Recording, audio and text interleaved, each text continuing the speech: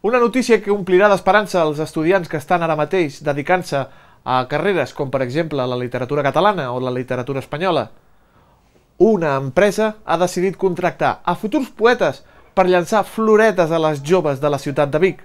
Sí, com ho senten, cansats d'aquests comentaris barroers de l'estil «Nena, te lo voy a comer todo».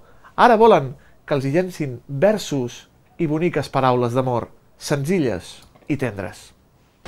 Sánchez Pacheco i Hijos, una empresa familiar de la construcció de la ciutat de Vic, després de més de 20 anys d'experiència en el món de la construcció, ha decidit donar un pas endavant, invertint en investigació i desenvolupament, i ha contractat a joves llicenciats en literatura hispànica i catalana perquè llencin floretes i piropos a les noies que passen pel carrer.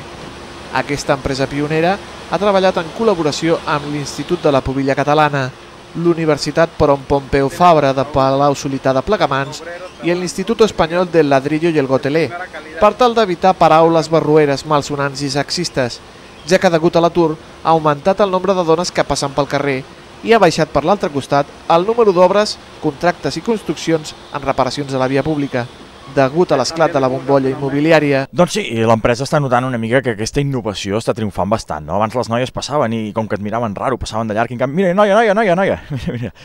De todas las flores, la más bonita es la rosa, y de todas las mujeres, tú eres la más hermosa. Les noies els agrada això, realment estem triomfant bastant.